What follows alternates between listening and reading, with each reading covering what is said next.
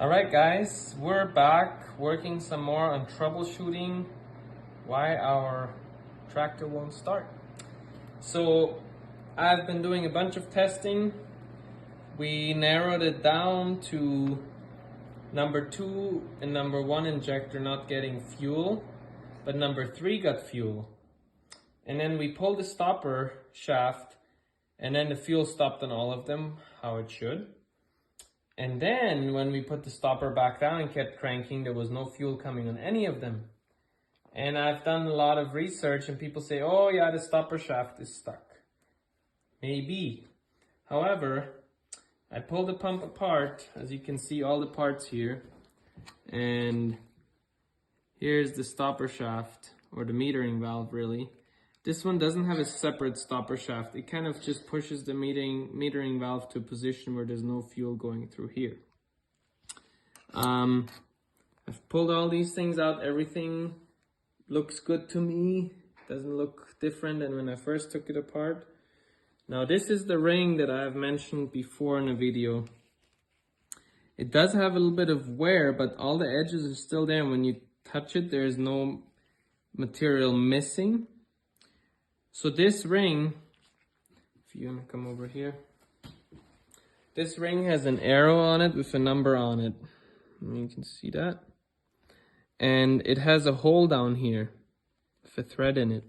So this ring will go into the fuel pump like that, right here, just like so. And it'll slide all the way right about to here. So it's aligned here. And then the hole down there lines up with the hole in the frame of the pump, in the housing. And there's a bolt that goes in underneath there that will hold that ring in place. And that ring is really crucial for timing.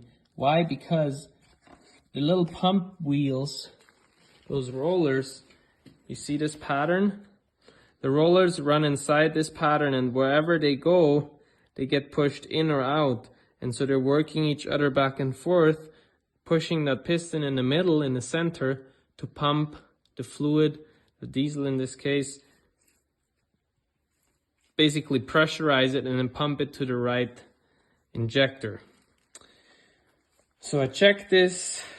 It does have some wear, but to me it looks more like a visual thing. It's not like anywhere that you would be able to measure, and you can't feel any difference whatsoever on your fingers. So I feel like this is gonna go back in, and then obviously I'll clean this up a bit more before this is all assembled.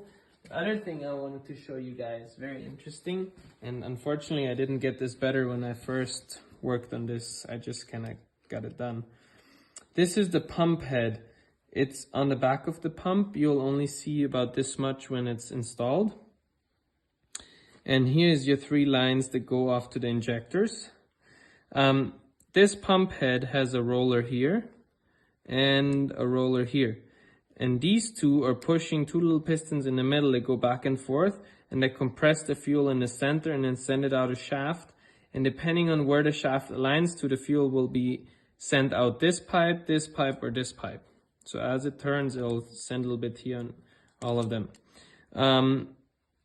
You don't want to really mess with these settings unless you know really well what you're doing, just because this will set how much fuel you can get, and you can up your horsepower too much and then really cook your engine. So I'm leaving this at the setting that this came out of the tractor, and these 2 rollers can just move back and forth. Yeah.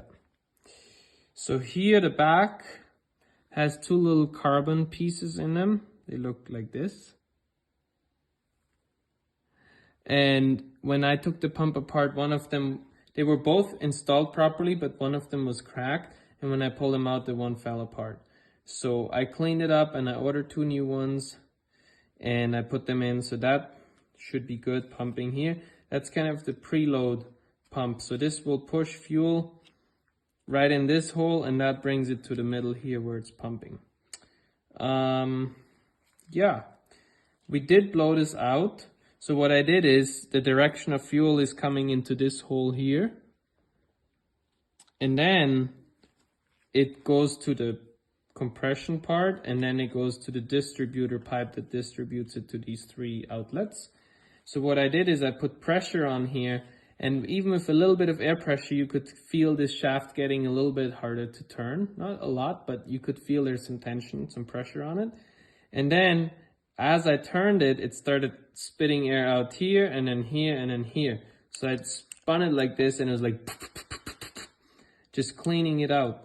So basically we blew it out, hoping that if there was anything dirty in there, which there shouldn't be, but if there was, that shaft in the middle, anything along the way here was like cleaned, okay?